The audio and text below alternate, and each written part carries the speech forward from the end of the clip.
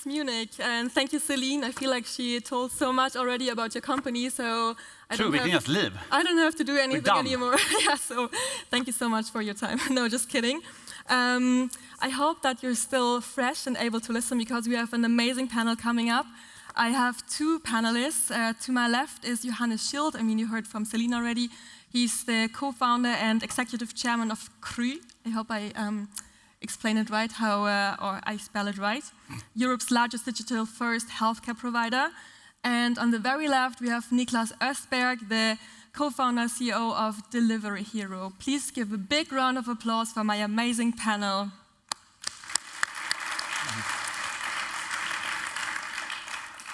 So we are on the inspiration stage, so I want to start inspirational. Johannes, what was the inspiration for you to found CRU? So it was in 2011, so a couple of years ago. So yeah, what was your motivation and inspiration? I think it was more frustration versus inspiration, to be perfectly honest. I'm not from a medical side. I'm a patient. I'm not a clinician, and as everyone else, I've been a patient in the I'm Swedish healthcare system, and we're spoiled with high quality care, but there's truly been a lack of access and lack of efficiency, and that was my own personal frustration that sort of led to us back in 2014 starting CRU. The first problem that we wanted to solve was the lack of access. High quality care, as said, but it takes you weeks usually to come and see someone. My experience in the Swedish healthcare system is like you call a landline early in the morning, you struggle to get a time slot, you travel, you sit in a waiting room, and it just takes days or even weeks to come and see a clinician. And we thought there must be better ways of structuring this, and then we started digging into remote consultations with doctors, nurses, psychologists, etc. Back then, that was quite controversial. It was something new. Now it's well accepted, I would say, and well anchored everywhere across all healthcare systems, that it is a critical piece of the infrastructure. Still a struggle, but it was more frustration versus inspiration, actually. Okay, and what about you, Niklas? I started another company before, which was also food delivery. I was in Sweden, and starting that company was just very fascinating back then. This was 2007, 2008. To just do food delivery. It was a little bit magical. I know it's hard to imagine now because it's so part of our daily lives. But back then there was, remember these big PCs, restaurant didn't have internet, of course. There was no, so we had to build our own GPRS terminals, printers, and stuff like that to send the order. And it was just very magical. And I love the fact that there was such a positive feedback from customers to be able to order food. It was a novelty. And then, at some point I felt like we operated in 4 markets, and I felt I have to do something much bigger. My co-founders of the other company wanted to stay small, while I wanted to do something larger. And then I started Delivery Hero. And later on, we acquired my old company a few years after that. Today, a small change there. We actually do 10 million orders per day. So it's not 2 million, 10 million orders, and it's 70 markets. 70 markets. 70 markets. Yeah. And you have around 40,000 employees, right? That's what you say on the website. Yeah, we have something like 40,000. We have 2 million riders, but if you look at employees it's roughly 40, which includes also then store personnel. We are not only food anymore. We also do flowers, health and beauty, and many other products. Groceries is a huge one, and we have our own stores, our own fulfillment centers, distribution centers, and it's also a lot of store personnel and so on. Maybe more like 25,000 office people. Yeah. So we talk about scaling unicorns in fragmented markets because both of you are unicorn founders, which is amazing. Congrats to that. So that's also why I ask about your inspiration, because it kind of takes you back. CRU was founded, I said 2011. It was actually Delivery Hero that was founded in 2011 and CRU in 2014. So when you started your companies, Delivery Hero out of Berlin, CRU out of Stockholm, what was your first steps to scale, really? And where did you go first? I know Delivery Hero, your first markets were Australia and the UK, right? Like your first markets that you try to was that the first enter one? into? You launched in Germany and then you immediately went to Australia. Yeah, no, we didn't even launch Germany. We launched, anyways, it's a complicated story, the whole delivery here. But yeah, we started more or less in 4 or 5 markets at the same time. I think I would have probably reconsidered that if I would have done it again, to start in Australia, Korea, Mexico. Some of that went well, some of it did not go so well, so there's a lot of learnings there too. But yeah, we looked at the market opportunity and some food culture and so on. What did not go so well? Like, do you have some funny anecdotes? I don't know. Look, most things went bad, I would say. It was like everything is just difficult, and finding people, getting it to work, and it's just a constant struggle. And if you do it in one market, it's one thing, but then multiplying that, all those problems over many markets, everything. I think everything went wrong except the customer experience. I think we still got that to work in most places, but most other things have probably gone wrong at some point. But then, of course, it doesn't mean that it always goes wrong. It's just that we have to fix problem after problem after problem. And that's where we stand right now. But when you first launched it, when you started to expand it in new markets, were you usually, did you have local competition in the markets that you entered?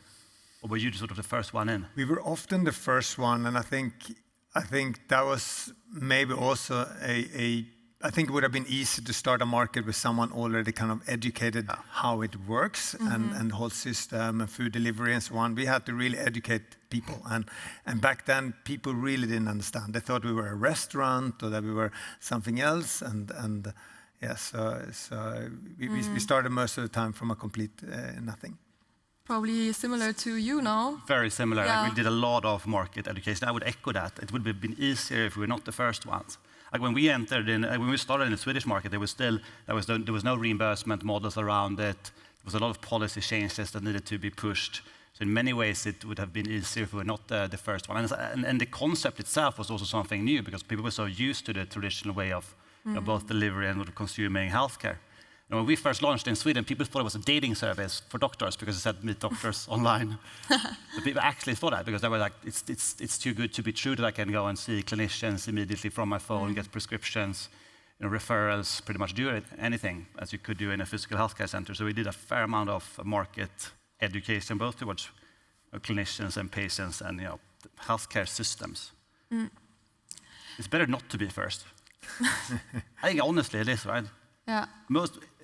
It would have been easier to not be the first one when you enter a new market. As you said, it costs quite a lot to educate. Yeah. I think for us it's also that it was good to maybe be somewhat early, but what it turned out to be a complete pivot in our business model a few years in. And everyone who came with this marketplace, in the beginning we had restaurants, then doing delivery, and we used match consumers and restaurants. But then at some point you had to build your own logistic fleet. And then we had to basically kind of move and pivot the whole business model. And sometimes it was almost easier to start from the beginning than to try to move restaurants from one place to another, changing our brand from being a marketplace to being a logistic and so on. So I think that the best would have been probably starting the company in 2016 and only going for the own delivery model. But how deep do you go? Do you run your own kitchens? We don't run our own. We do have also our own kitchens in some places, in some countries, to have. Most of the time, actually, we bring real entrepreneurs, real brands into our kitchens. So we are not doing the cooking, but they do the cooking in our kitchens in many cases. And that increased density of orders and quality of brands that we can serve in new areas and so on. So we do that. But in most of the cases, it will be restaurants or stores themselves. So we have roughly 1 million restaurants and stores. Yeah, and you also heavily grew through mergers and acquisitions, right? Do you know the number of how many mergers and acquisitions you did with Delivery Hero now? We have done a lot. I'm embarrassed to say. So most of the time, have been super tiny things. So it's been, but we've probably done 50, maybe something like that. But what we did really well is early on getting a team in place that already had some traction, that had done the 0 to 1, and we were good at scaling from there and getting those kind of founders, entrepreneurs, and making sure that they have a kind of forum for really building. So most of our entities will have come from maybe doing 2,000-3,000 orders a day to today do maybe 1 million orders a day. How was that for you with Crew? Because you entered also different markets, but like what part did mergers and acquisitions play for your strategy? No, we bought a few companies and we continue to buy companies. I think in the stage we are in right now, and we have high confidence we can buy traditional healthcare delivery companies and we can add our strong technical layer and our operational recipe on top of that and drive efficiency and margin structure. So we didn't start out like that. And I think, we both run quite complex models. Like on the operational side, it's quite complex. Initially, when we first started, my aim was not to have thousands of employees and run our own healthcare centers. Right? We tried to sort of model ourselves on top of the existing system. But I think we're about right now that it works, and it had been needed to also operate the underlying infrastructure ourselves. So we build the technology and we run the healthcare operations underneath it.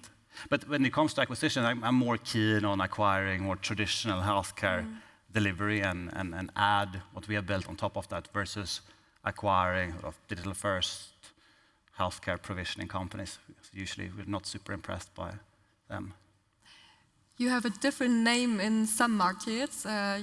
We have a very complex name because it's impossible to pronounce it if you're not Swedish. So Kry is hard to pronounce. Like you can pronounce it because you're Swedish, but I think it means it's a very positive meaning in Swedish. Like it's sort of like if you're Kry, you're healthy. I think in Swedish market, Kry is a power brand. So a third of the population use the service. There's more Kry accounts than there's Netflix accounts in Sweden. But we initially thought that healthcare it's a trust business, so we need to have very localized names in the different markets. But now we operate with two different names. So we've got Livy in France and the UK. But we don't operate in an awful lot of markets. We operate in Nordics, France, and the UK. And we have sort of dipped our toes into a few different markets and we pull out. I would like to learn a bit about that. Because we are in Germany, we're in Munich, but both of you don't really operate in Germany, although you tried. So I would like to know what happened. You don't operate in Germany? We do not operate in Germany, no. It's where we have our headquarters and where we build our technology, but no, we don't. We had a business in Germany. Did a couple of million orders per month, but we decided to sell it. And with that money, we expanded in Asia, Korea, and other part of Asia. And I think that was the right thing. I think one thing that actually was beneficial for us to do that, and it sounds odd, is that when we were running Germany, whenever something went wrong there or competing there, you would always drop everything else to concentrate on Germany because it was the market where you were located and you felt the customer pain and so on. But it also meant that all other markets had to suffer. So the day we sold Germany, we became way better at running a global business because we were all then equally important. And we kind of, so for us, we sold our home market. Means that we need to sell the Swedish business though. And so why did you not choose to maybe like delocate from Berlin then? Because you don't have a Germany business anymore, so... Yeah, well, we still have a very strong team there. So we have 3,000 people in Berlin, mostly technology. Strong team. It's a good talent hub for Eastern Europe and many other countries. So I think we have been very good at locating talents there. So I think Berlin is still a good place. It has its downsides too of Germany, but I think overall we are happy with the team. And are you still in expansion mode, or like where are you at right now? We are continuously expanding, but we're not so focused on expanding into new markets. We're going deeper in the markets that we currently are in.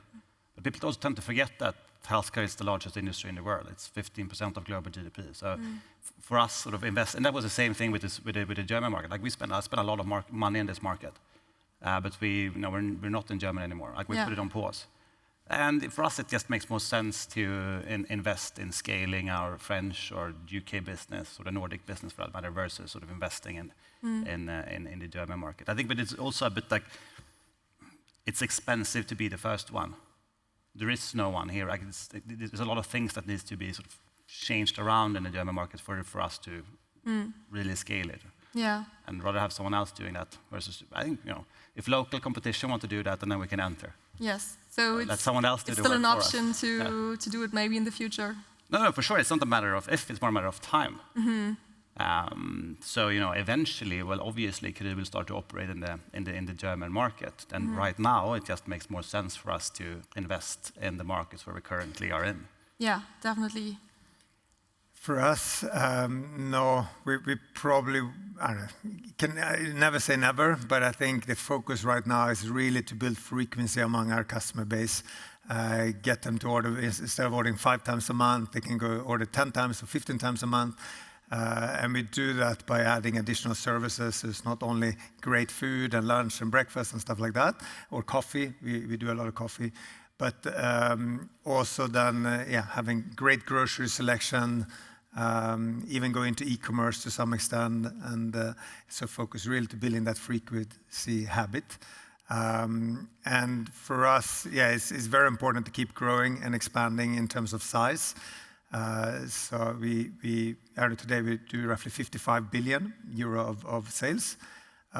So if we can add 20% on that, then of course the incremental revenue that we generate or sales that we generate, we have a small margin on, but of course with big volume, small margin, you still make a significant profitability improvement.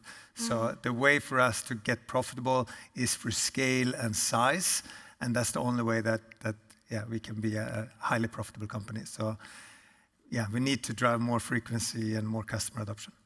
Yeah. But yes, because you run so many different markets, like how do you manage that internally? Can you focus on all of them at once, or do you have a few markets that you focus on and you have like a long tail of small markets, or how does it work? Yeah, we have a setup where we have regions. We have effectively 8 different regions, 8 different brands even. And for each brand, we also give the technology we built is very localizationable or able to localize. So we have also some local teams in these 8 regions who can localize the technology. So if you look at Latin America, there will be a team in Latin America building technology applicable for the Latin American market. And you can focus on Honduras or Nicaragua and all these small markets, while we then focus on building the core technology and overall kind of business operation execution between the 8 different regions. But for market by market, there will be then one of those brands in those places. So we try to take the complexity down from 70 or 65, 70 to 8. And that's how we do it.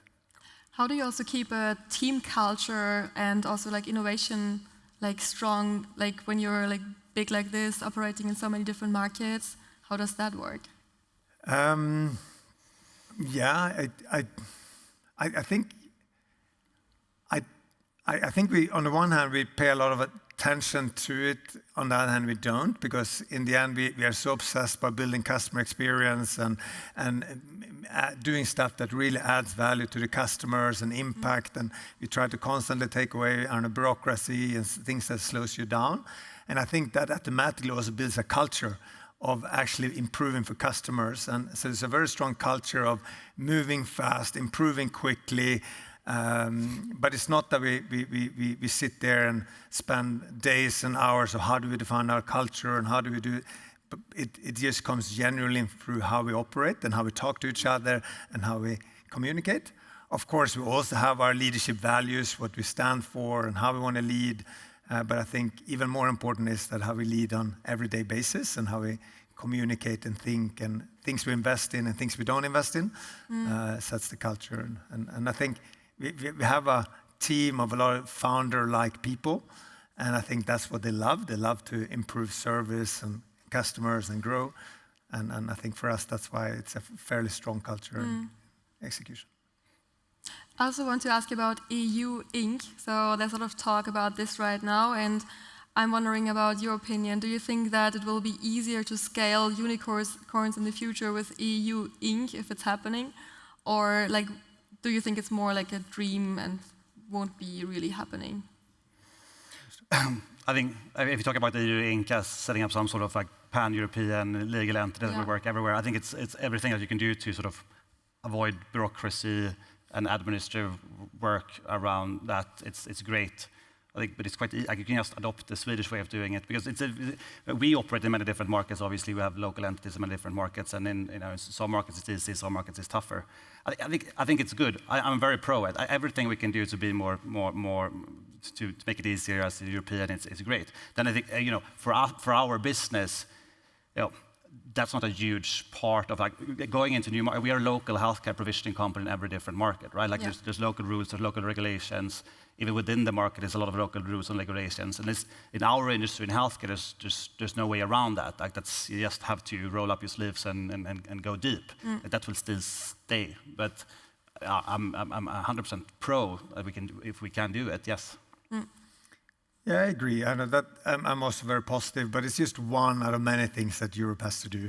So I think one is there's way too little growth capital in Europe. All investments come from Sequoia and Insight and American players. And I think one big one is if you look at the pension system in Germany, it's like nothing goes into VC early stage growth versus US is a huge portion of capital go into growth in VC. And so I think you might have to reform already there, like the pension system, either move from defined benefit to defined contribution like Sweden, which has a good capital market now. Great capital market. But many other places doesn't have that, and therefore there's also very little growth capital investment in the growth. And I think that also is the mindset that you don't want to lose your money. That's how the systems are set up, which also means there's very little risk and growth and what is also needed for Europe fundamentally. And I think that is equally large, probably even much larger impact to the European ecosystem. Then I think we also have to change the culture of celebrate success and wanting to have a success. Probably also move away a little bit from the whole BMW, old industry, and also focus a little bit more on the tech and there, because I think a lot of effort is put into the automobile and so on, but very little on actually fostering a good technology ecosystem. So I think there are a lot of things that needs to happen. This is one thing, but there are more things, and I hope it will happen. Okay. Our time is already running up. I would like to know what is the advice that you would give to new founders right now from all your experience that you have now over the years. If you have a founder that says like, I have this company, I want to expand abroad, I want to scale and become a unicorn, so what is your advice? Well, I think my general advice is just to do it. Yeah. I think you just need to. It's the same thing when people are like, oh, I'm considering starting a company, just start a company. Like I'm considering entering a new market, just just do it. In general, it's just my main advice. What do you say? There's so much things you obviously need to do right and learn, but a lot of our decisions when it came to entering new markets was basically that. Like when we entered some market, it was sort of policy driven. That the French market was opening up, but in the UK market, we just decided like, well, obviously we need to be in the UK market. Same with the German market, and we pulled out. But I think if you just do it. I agree, and all situations are very different. There are different type of companies, situation, founders. There are different strengths. I have certain strength. It's different strengths than me, and I cannot lead the company the way he leads it. He can never lead it the way I want to lead it, and people here will not be able. They will have to find their own authentic way of building things. So it's hard to give generic advice more than great people is always there and always set the bar way higher than you think on what great looks like. Then I think you have to trust your own gut. I think also don't listen to all advice. There are a lot of bad advices, and I think you should always follow what you think is the right thing, and hopefully you have a good gut feeling. And if not, it's going to fail anyways. So just bet on the fact that you have a good instinct, a good, that you have a good instinct, and then go for it. Amazing, thanks. So just trust your gut, just do it, and yeah, think big. Thank you so much, my amazing panel. Unfortunately, we already ran out of time. Have a great rest of Bits and Pretzels. Enjoy Oktoberfest, and thank you for listening. Thank you very much. Thank you.